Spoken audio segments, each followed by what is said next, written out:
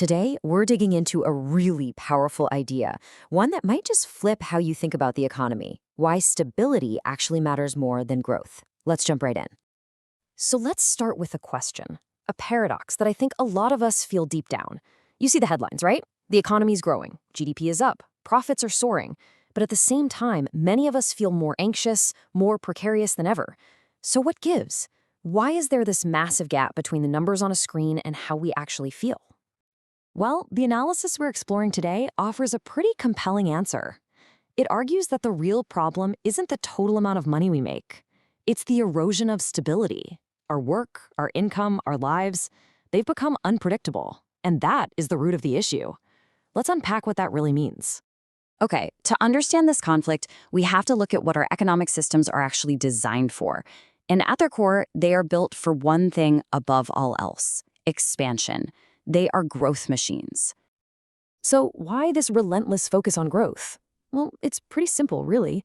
Growth is easy to track. You can measure it, you can slap a number on it like GDP. You can compare Germany's growth to Japan's. You can scale it. It's a clean, simple signal that says we're succeeding. Now let's flip the coin and look at the other side. While systems are built for growth, we humans, we're wired for something totally different. We need stability. Predictability isn't just a nice to have for us, it's a fundamental requirement to function. And this slide just lays the conflict bare, doesn't it? Look at them side by side. Growth is simple, abstract, scalable. You could put it on a chart. Stability, it's the complete opposite. It's contextual. What's stable for me isn't for you. It's local. And you can't just mash it all together into one neat number. So, which one do you think the system is going to optimize for? And this is so crucial. Stability isn't just about feeling safe. It's the actual bedrock that allows us to do almost everything that matters. Think about it. You can't really plan for the future, learn a difficult new skill, bounce back from a failure, or make a big commitment like buying a home if the ground is constantly shifting under your feet. So this brings us to the core mechanism of what's happening. In our economy, that risk, that uncertainty, it doesn't just vanish. It gets moved. It is systematically being shifted away from big institutions and right onto the shoulders of individuals. Here's how that shell game works, step by step. First, a company wants to be more flexible, more agile. To do that, it pushes its risks, its volatility, outward, onto its workers. And what's the result? The company's spreadsheet looks great, more stable, more efficient. But the individual person is now left completely exposed to all that chaos. And this isn't just some abstract theory, right? You see this everywhere. Think about the move from a stable salary to variable, performance-based pay. Think about short-term contracts, on-call scheduling that changes day to day, or having your work evaluated by an algorithm. Every single one of these things makes the company more adaptable and makes your life less predictable.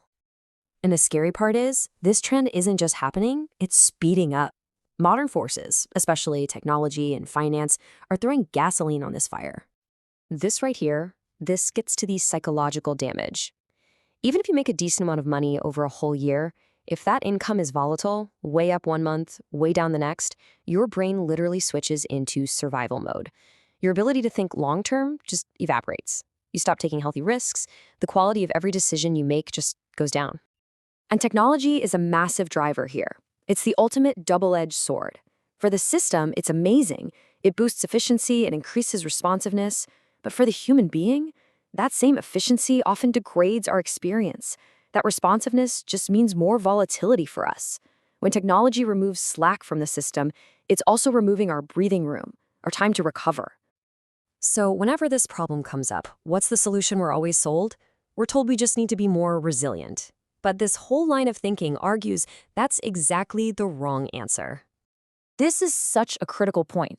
When we talk about resilience, we're basically accepting the broken system as a fact of life. We're saying, hey, the world is chaotic and unpredictable, so you better just toughen up.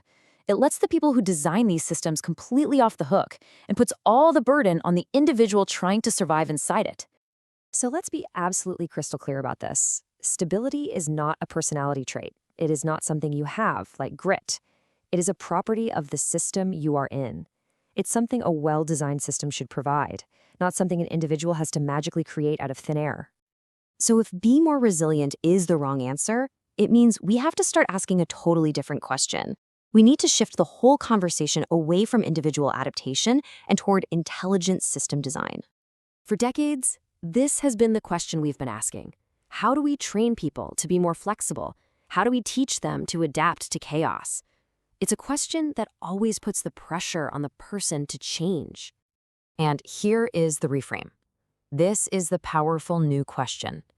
What kind of stable foundation do our systems need to provide so that humans can actually function, plan, and thrive? See? This changes everything. It puts the responsibility back where it belongs, on designing better, more humane systems in the first place. And we'll end on this. It's such a simple but profound thought. For a system, for a number on a chart, endless growth is just an option. But for the human beings living inside that system, a basic level of stability is not optional, it is essential. This channel explains money, artificial intelligence, and decision-making as interconnected systems. No hype, no gurus, no personal branding. New videos weekly.